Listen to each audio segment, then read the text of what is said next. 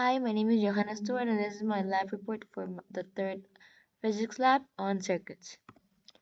The purpose of this experiment was to understand how current and voltage behaves in complex circuits, as well as to exemplify the physics behind Ohm's law and Kirchhoff's law.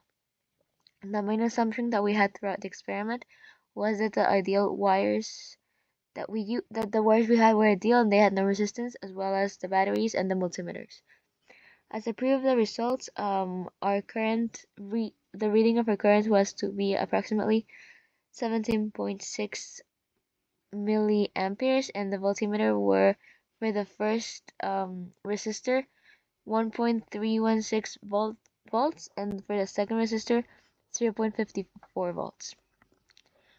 The main principles that we had in mind were, as I said, Ohm's law, which relates voltage, current, and resistance in the following formulas, as well as Kirchhoff's law, which assumes that the net sum of voltages on a circuit is zero, and also his current law that states that the current that comes in a circuit is equal to the current that comes out, that comes out of a node.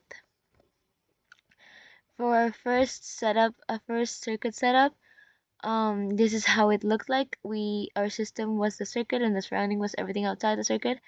And our initial conditions were that we had two batteries, 1.5 volts each.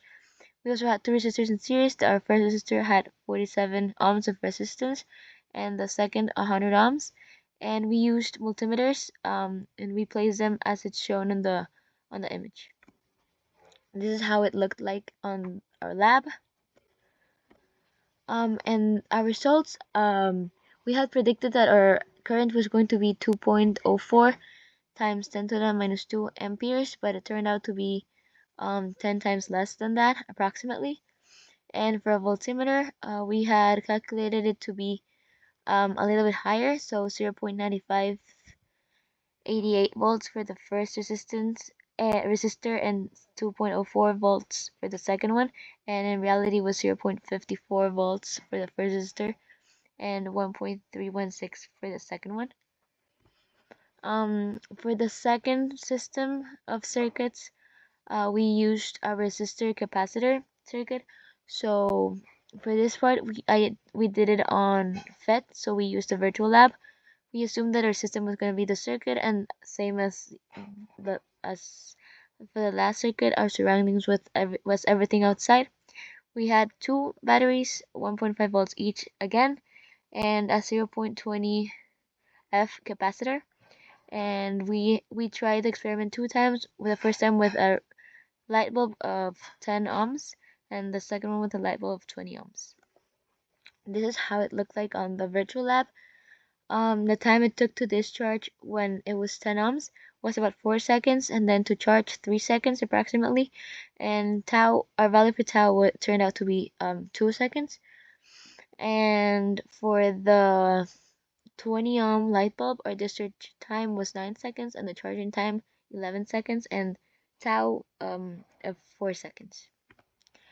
So as our results show, they were not, for the first part of the experiment, they were not the same as what we had predicted, and this is mainly because we take the wires to be ideal, so we disregard the small resistance that the wires and the batteries carry, which may affect our results. And we also we use multimeters for the readings, ammeter and voltmeter. And so we depend on the precision that they have for our results. Finally, to answer to the what if question, what if you charged a capacitor with no resistor in the circuit, how quickly would our ideal model predict? So if we had no resistance, the capacitor should charge much quickly, almost instantly, since there's no resistor. However, this wouldn't happen in real life, because in real life, the wires we use, the battery, and even the ammeters have internal resistance, so our resistance will never be zero. And so if we do this in real life, the capacitor will charge almost instantly, but not actually instantly. And this is because, as I said, the battery and the ammeters and the wires and the batteries have resistance, so this adds more time and slows down the charging time. Thank you.